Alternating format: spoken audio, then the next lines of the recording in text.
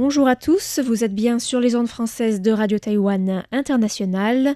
Vous écoutez tout de suite le courrier des auditeurs. 你好，你好，你好，你好，你好，你好，你好，你好，Hello, Hello, Guten Tag, Guten Tag, Bonjour, Bonjour, Здравствуйте, Hola, Hola, Konnichiwa, Konnichiwa, Xin chào, Xin chào, Sawadika, Abagabar. Bonjour et bienvenue dans cette émission du Courrier des auditeurs qui est animée par Lisa Dufaux. et Floriane Dai. Et aujourd'hui, on va, comme d'habitude, vous rappeler les concours et puis réagir à plusieurs de vos courriers. Merci d'abord de nous avoir écrit, toutes les personnes qui l'ont fait. Et puis, donc, pour le concours mensuel de juillet, on vous demandait de quel comté taïwanais les mangues sont-elles exportées vers la France? Je sais. Et vous êtes nombreux à savoir aussi, vous nous en avez déjà fait part aussi. Et il y aura 7 personnes parmi les bonnes réponses trouvées qui gagneront un ballon en porte-clés ou couvre-mug. Donc au choix, selon le tirage au sort et les disponibilités. Ok. Et pour le concours trimestriel, on vous demandait de citer 3 projets d'investissement de Taïwan en France. Des nouveaux projets. Là aussi, il y a des petits cadeaux à gagner. Ce sont des libellules artisanales décoratives. Voilà, donc je pense que ce sera des cadeaux très jolis pour ce concours-là qui vous demande de faire un petit peu plus de travail de recherche. On a aussi commencé à recevoir des questions, puisque là c'est pour juillet, août, septembre, donc vous avez encore le temps, mais on a déjà eu plusieurs bonnes réponses pour ça. Et puis parmi les mails, on a aussi eu un message de Daniel Villon qui réagissait au nouveau format de Graines de Business. Donc c'est vrai que ça vous avait été annoncé, mais peut-être que tout le monde n'a pas encore réagi ou réalisé si c'est pas une émission que vous écoutez souvent. Mais voilà, donc depuis que Valentin Floquet est parti, c'est temporairement repris par Lisa ici présente. Moi-même. En attente donc de l'arrivée d'un ou une future collègue. Donc le recrutement est toujours en cours. C'est ça. Mais Lisa, est-ce que tu veux en profiter pour présenter donc cette nouvelle version de l'émission Graines de Business? Donc tu as gardé le titre. Oui, c'est ça. J'ai gardé le titre, un peu l'idée de l'entrepreneuriat et des entrepreneurs, mais en faisant un petit focus sur les petits commerces, les petites boutiques. Donc j'ai commencé par chercher un peu dans mon quartier ce qui me semblait intéressant. Et j'ai interviewé, je crois, pour le premier épisode, le propriétaire d'une boulangerie traditionnelle qui vend les pêches d'immortalité ou les mantou ou des petits gâteaux vraiment très traditionnels. J'ai aussi interviewé une fleuriste, par exemple, un gérant de magasin d'épicerie indonésienne, mais qui fait aussi d'autres types de services pour la communauté indonésienne. Il y avait aussi le gérant d'un café qui vient d'ouvrir, donc c'était vraiment tout frais, les explications sur comment s'y prendre, le prix qu'il a dû faire et tout ça. La clientèle qui commence à se former, mais c'est pas encore tout à fait stable. Et ensuite, cette semaine, c'était l'épisode sur Tiffany, qui a ouvert avec son mari à 9 ans un magasin de doroi et de glace pilée, donc c'est des desserts typiquement taïwanais. Et c'est une histoire aussi intéressante. Ils ont ouvert dans le centre de Taipei, dans un endroit vraiment très agréable. Et dès la 2e année, ils ont agrandi la boutique et ça marche très bien. Et ils ont essayé de s'agrandir l'année dernière, mais ça n'a pas vraiment marché. Donc, ils arrêtent la 2e boutique et ils vont ouvrir une nouvelle en août à Diroadier, donc qui est un endroit vraiment très, très commerçant, très touristique aussi. Donc, je pense que ça va mieux marcher. Mais en tout cas, c'était intéressant. D'accord. Moi, j'aime bien faire cette petite série. Je trouve que c'est très au niveau humain, quelque part. C'est pas... Oui, ça parle des projets de vie aussi. Par rapport à ta revue Asie-Pacifique, ça change complètement de focus. Donc ouais, c'est intéressant. Oui. Et je peux déjà vous dire qu'il y a un épisode sur un café à chat qui va arriver, sans doute prochainement. Ce qui est quelque chose qui marche très bien à Taïwan. Ouais, donc c'est intéressant de découvrir aussi plus la vie de quartier à Ouais, et travers puis aussi les choses qui marchent, les tendances un petit peu en termes de boutique. Mm. Donc ça peut permettre aussi de parler de ces tendances-là. C'est vrai que c'est aussi parfois assez différent de ce qu'on peut trouver en Europe. Mm. Donc c'est intéressant. J'apprécie en tout cas. Merci. Alors, on va commencer à répondre aux questions maintenant. Et on a une première question de Christian Guibaudo qui réagissait à l'expédition des bateaux traditionnels Tao pour relier l'île de Bataan aux Philippines et l'île des Orchidées à Taïwan. Et il demandait si ce sont les autochtones de Taïwan qui sont allés aux Philippines il y a plusieurs siècles ou le contraire. Alors, la réponse est relativement simple parce qu'en effet, c'est le contraire. Alors, pour les auditeurs qui ne connaîtraient pas, l'île des Orchidées, Lanú en mandarin et Botel Tobago aux Philippines, c'est une île volcanique de 45 km² au large de la côte sud-est de Taïwan et elle est séparée de la province de Bataan des Philippines par le canal de Bache du détroit de Luçon. Et l'île est surnommée Ponso no Tao, l'île du peuple, ou Irala par l'ethnie Tao ou Yamé, ça dépend des appellations. Et donc c'est un peuple qui a migré vers l'île à partir de l'archipel des Batanes il y a environ 800 ans. Et par ailleurs, il y a aussi eu des études génétiques qui ont montré que l'île des Orchidées a été peuplée par les ancêtres du peuple Tao il y a environ 4000 ans. Ils ont maintenu des contacts étroits pendant longtemps par le biais du commerce et des mariages mixtes avec le peuple Ivatan des îles Batanes voisines, aux Philippines, jusqu'au début de l'ère coloniale. Et ces études génétiques sont également corroborées par la tradition orale Tao, qui rapporte que leurs ancêtres étaient originaires du peuple Ivatan des îles Batanes. Oui, et puis ils avaient annoncé aussi que les langues sont relativement proches encore maintenant, la langue Tao et puis les langues des îles Batanes. Et au niveau de la nourriture aussi, quand les Tao sont arrivés juste après cette expédition en pirogue, donc jusqu'à l'île Batane, ils ont remarqué qu'il y avait beaucoup de plats qui étaient très similaires à ce qu'ils ont l'habitude de manger à l'île des Orchidées. Donc ça montre aussi les liens, même si ça faisait très longtemps qu'ils ne s'étaient pas revus, parce je crois qu'il y avait eu un conflit il y a plusieurs dizaines d'années. Et donc c'était voilà, la reprise d'un lien qui est en train de se remettre en place. Mais... Il y a même beaucoup plus que des dizaines d'années, je crois. C'était 300 ans, je crois.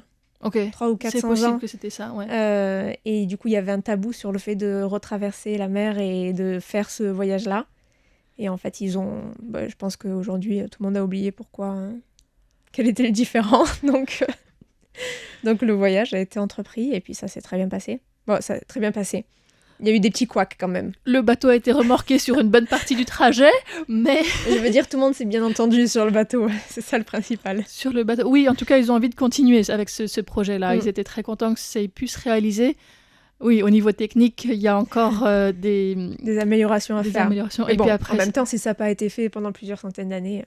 Et puis, il y a toujours les inconnus de l'océan, parce que si on se retrouve avec des grosses vagues, voilà, c'est pas... On est à la merci de la nature pour ça. Tout à fait. Ouais. Donc, merci à Christian Guibaudo de nous permettre de reparler de ce sujet-là, qui est toujours très intéressant.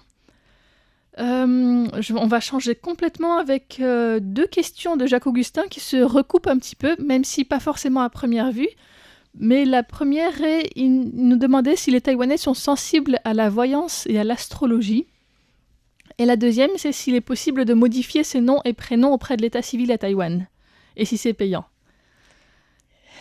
Et en fait, la voyance et l'astrologie peuvent être des raisons pour vouloir modifier son nom. Pourquoi voilà, je suis en train de penser à une copine taïwanaise qui pense qu'elle peut se guérir la colonne vertébrale avec des bonnes ondes, avec ces sondes de méditation. Mais alors, voilà. Allez consulter votre médecin. La première question, c'est est-ce que les gens y croient vraiment? Et la réponse est oui, comme cet exemple l'illustre. En fait, c'est un phénomène qui est même plutôt en hausse, selon une étude de l'Academia Sinica, citée par le ministère des Finances taïwanais fin 2025. Environ 30% des Taïwanais déclarent croire que la divination ou l'astrologie peuvent prédire l'avenir, avec aussi un net écart entre les femmes qui sont près de 36% et les hommes plutôt à 24-25%. Et c'est un taux qui est élevé comparé à d'autres pays d'Asie. Japon, Corée du Sud et Singapour sont plutôt autour de 20%. La France est à 13% en comparaison. Et les États-Unis, c'est encore plus bas. Et on voit aussi que c'est un marché qui se développe avec un chiffre d'affaires du secteur services de divination qui a atteint près de 10 millions d'euros en 2024. Et c'est une multiplication par 4 en 5 ans, donc ça montre aussi que c'est quelque chose qui est vraiment en expansion, qui le ministère attribue en partie à l'incertitude liée au Covid-19 et avec un glissement des motivations classiques qui étaient plutôt pour conjurer le mauvais sort vers un usage plus proche du soutien émotionnel ou du bien-être psychologique. Et je pense avec aussi l'introduction de nouvelles méthodes ou traditions de divination, par exemple le tarot, c'est populaire maintenant à Taïwan, alors que voilà, c'est pas vraiment quelque chose de très typique. Oui, justement, il y a aussi beaucoup de types de divination qui existent ou qui coexistent. Il y a notamment les bagua au trigramme, donc là c'est beaucoup plus traditionnel, ou la numérologie chinoise, qui sont des méthodes basées sur la date et l'heure de naissance et le lieu, donc là c'est toute une numérologie. Il y a le Bazi aux 8 caractères, donc c'est une des méthodes qui est aussi très emblématique à partir pareil de l'année, le mois, le jour, l'heure de naissance, on obtient 8 caractères qui permettent d'analyser la personnalité, la carrière, les finances, les relations amoureuses et la santé. Et donc c'est aussi très utilisé notamment pour le mariage, la création d'entreprise ou le choix d'un terrain selon le feng shui. Donc le feng shui, vous en avez probablement aussi entendu parler, qui est très utilisé pour l'aménagement d'un logement, d'une pièce, d'un commerce, mais aussi pour le choix d'une date propice pour un déménagement, pour des travaux ou encore pour un enterrement. Après, il y a la divination par tirage au sort dans les temples, qu'on voit fréquemment. Ça, c'est quelque chose qui est beaucoup plus public, quelque part. Donc, on l'observe beaucoup plus facilement, notamment au moment du nouvel an lunaire. Donc, pour cette technique de divination, il faut jeter 2 blocs en bois qui sont un peu comme une demi-lune pour obtenir l'approbation des divinités. Et après, on tire un bâtonnet numéroté qui donne accès à une sorte de poème qui aide à interpréter ou qu'on peut se faire interpréter par des spécialistes du temple. Donc il y a des temples qui sont très réputés aussi pour des types de demandes. Il y a vraiment des petits bureaux dans les temples pendant la période du Nouvel An lunaire. Oui, mais parce que ça reste assez cryptique comme poème. Et puis c'est ça, après, selon la question qu'on a posée, il y a différentes indications, et puis il y a des divinités différentes auxquelles s'adresser pour des problèmes différents. Par exemple, au temple Longshansi ou bien à Dadaocheng, dont on avait parlé juste tout à l'heure, il y a des temples avec Yue Lao, donc le vieillard de la lune, qu'on peut aller voir si on a des questions amoureuses ou bien de mariage surtout. Il y a le temple Wenchang ou le temple de Confucius qui sont très prisés au moment des examens, puisque c'est les divinités ou les personnalités qui peuvent nous aider à mieux réussir ça. Donc voilà, là c'est aussi très, très catégorisé. Après, il y a d'autres temples comme Xingtiangong qui proposent des rituels censés récupérer l'âme effrayée quand on a eu très peur. Donc ça s'appelle Shaojing en mandarin, ou bien qui permettent aussi de faire partir les fantômes si jamais on s'est fait suivre par un esprit au bord de la mer, ou bien en montagne, en forêt. Okay. Donc là, il y a aussi des rituels qui ont lieu là, qui sont très particuliers. Puis il y a une rue. Il y a des rues aussi avec la lecture des lignes de la main. Il y a la rue souterraine à côté du temple Xingtiangong. Aussi, ouais. Donc, avec que des voyants. Ouais, là il y a des... Et c'est carrément un élément de promotion touristique même. Oui, c'est aussi pour la ville de Taipei. Très, très connu. Et puis il y a aussi la numérologie occidentale ou l'astrologie occidentale et le tarot, qui sont en plein essor à Taïwan, notamment chez les jeunes, à travers aussi les réseaux sociaux. Il y a une astrologue taïwanaise, Tang Jiyang, qui a par exemple une immense communauté sur Facebook pour des prédictions mensuelles par signe. Donc là, c'est aussi tout un autre monde. Et effectivement, les réseaux sociaux sont mis à profit par des personnes qui pratiquent ce type d'astrologie ou de voyance. C'est peut-être plus facile d'accès aussi par rapport à tout ce qui est, comme tu dis, très cryptique, des bagua et tout ça.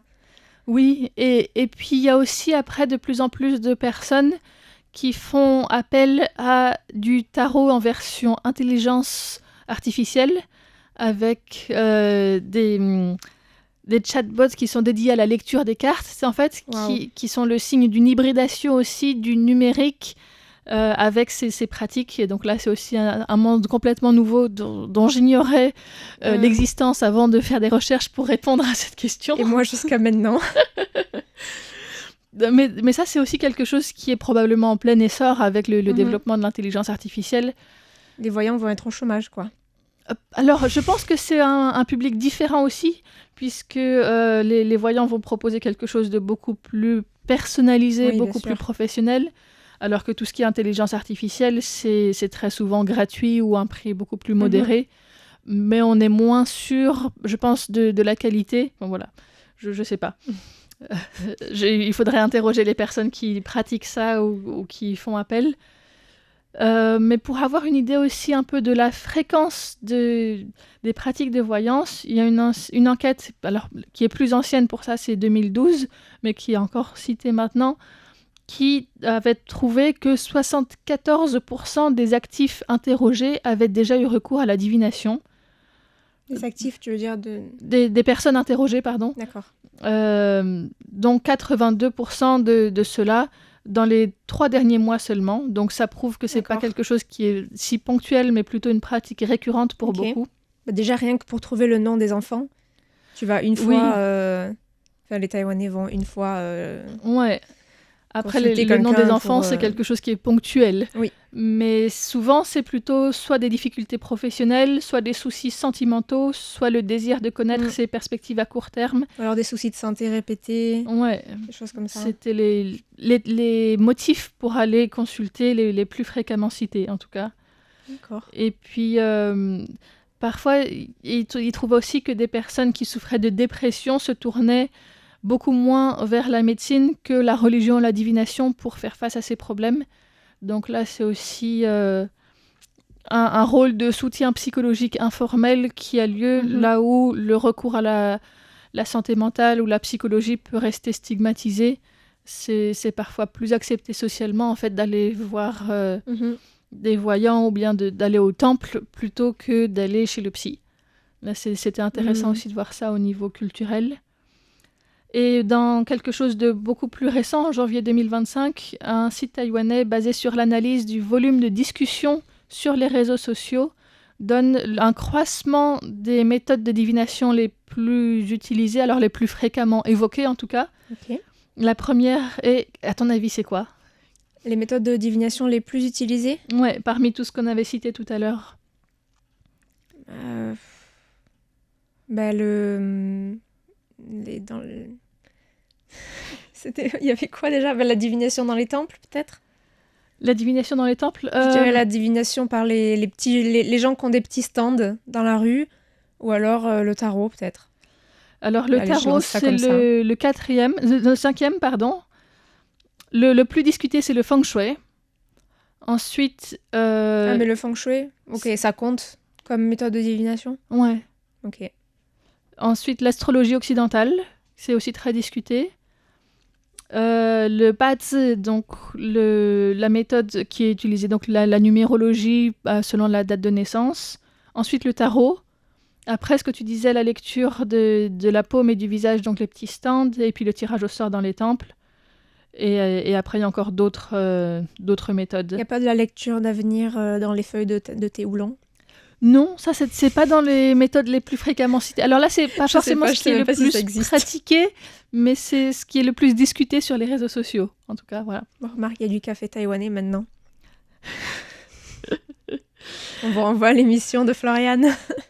Oui, c'était une chouette interview aussi que j'avais fait avec une productrice de café.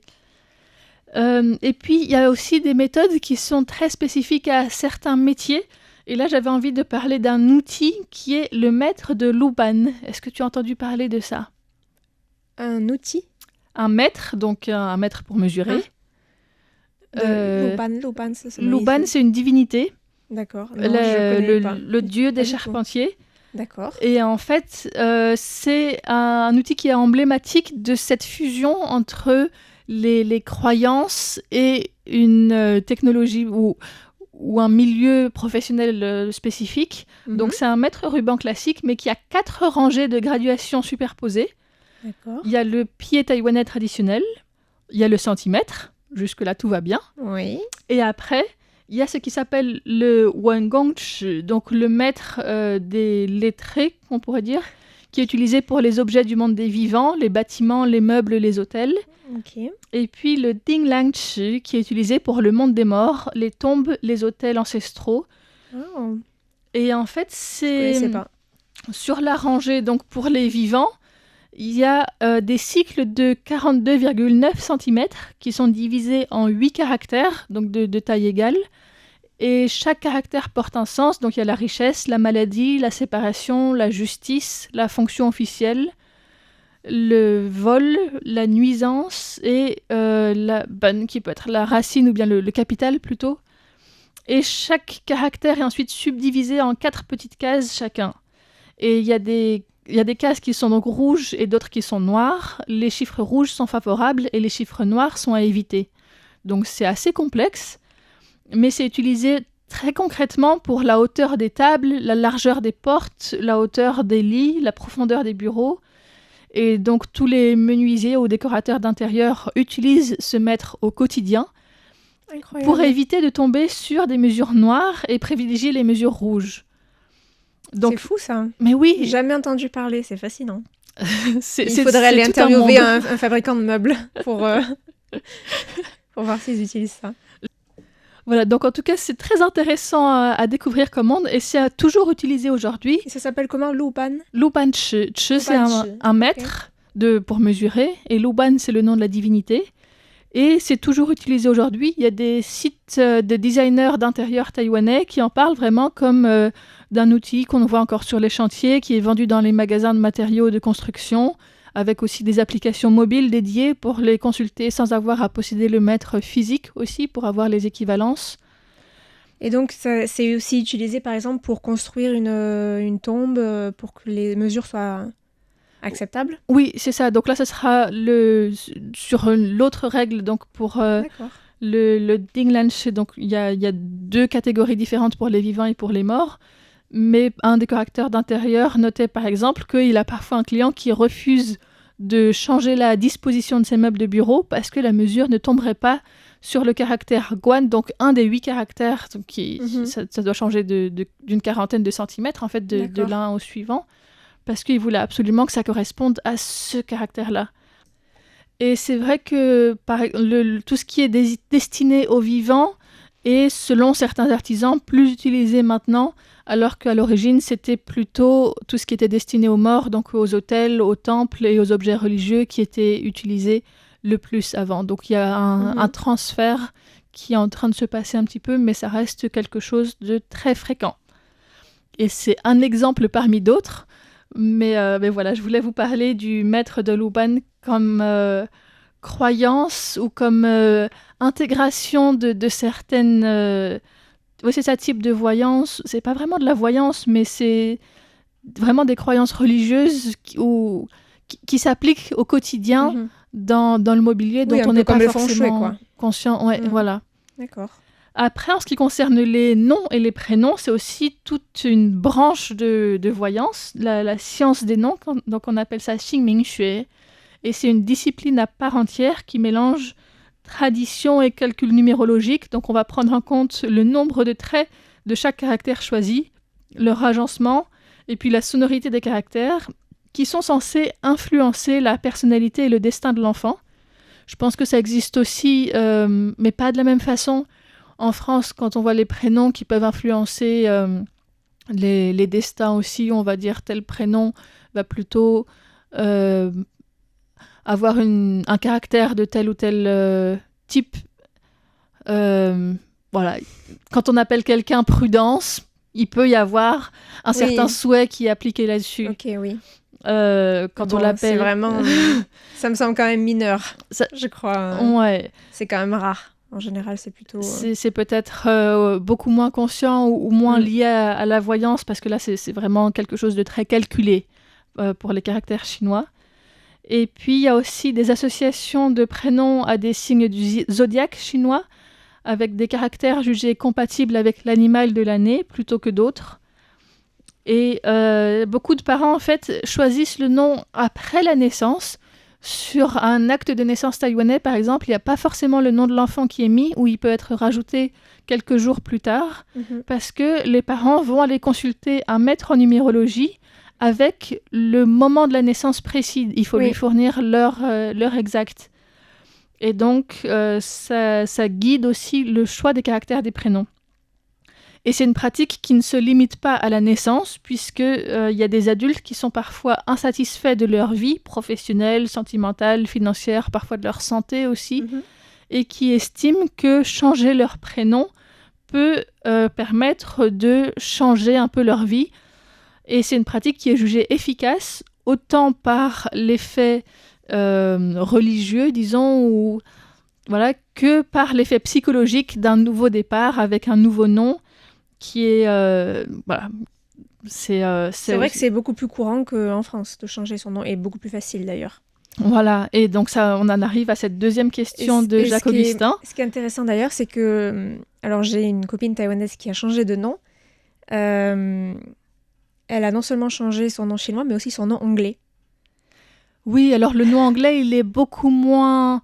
c'est beaucoup moins important, mais quand même, elle a tenu à le changer aussi. Parce qu'il n'est pas forcément dans tous les documents d'état civil. Il peut être sur le passeport, ça oui, et encore, c'est souvent juste une transcription phonétique du nom chinois qui est utilisé. Mais je pense que comme elle côtoie pas mal de gens qui l'appellent par ce nom, pour elle, c'était aussi important, et elle pensait que si elle voulait vraiment avoir un changement dans sa vie qui soit efficace, il fallait que... ça soit changé aussi. Ouais. C'est vrai qu'il y a une différence aussi entre le nom d'usage, parfois, et le nom officiel. Mais est-ce qu'on peut changer légalement de nom et prénom à Taïwan ? Eh bien, la réponse est oui. Et pour les prénoms, c'est étonnamment simple comparé à beaucoup de pays occidentaux. Donc, la loi sur les noms et prénoms prévoit qu'on peut en changer pour l'un des motifs suivants. Si on porte exactement le même prénom qu'un collègue dans la même entreprise, administration ou école. Et ça, c'est assez impressionnant. Si on porte aussi le même prénom qu'un ascendant direct jusqu'au 3e degré, on peut dire « j'ai pas envie d'avoir le même prénom que cette personne ». Si on porte le même prénom qu'une autre personne domiciliée dans la même municipalité depuis plus de 6 mois, on peut vouloir avoir un nom différent de ses voisins. Oui, pour que ce soit plus pratique, pour qu'il n'y ait pas de changement. Voilà, ouais. Aussi, si on porte le même prénom qu'une personne recherchée par la police. Ah, oui, ça c'est peut-être pas mal aussi. C'est assez confortable de pouvoir se dire j'ai pas le même nom qu'un criminel ou une personne recherchée. Voilà.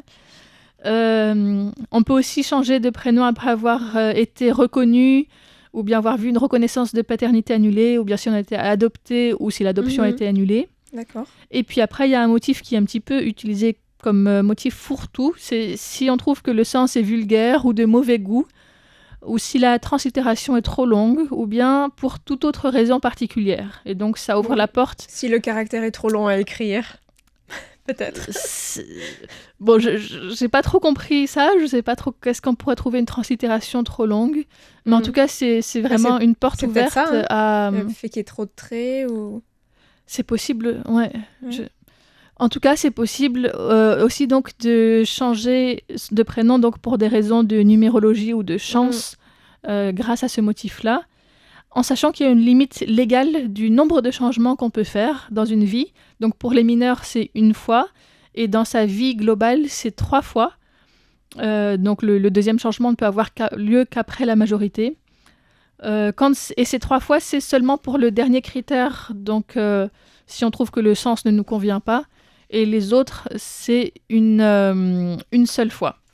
Et c'est gratuit, ou c'est à peu près gratuit. Par contre, ça demande de faire beaucoup de démarches après pour changer tout le reste de ces documents administratifs. Voilà, c'était aussi pour terminer de répondre à cette question de Jacques Augustin. Eh bien, merci à Jacques Augustin pour sa question. Continuez à nous écrire, on est très content de recevoir vos rapports d'écoute. Et on vous dit déjà à la semaine prochaine pour un prochain courrier des auditeurs.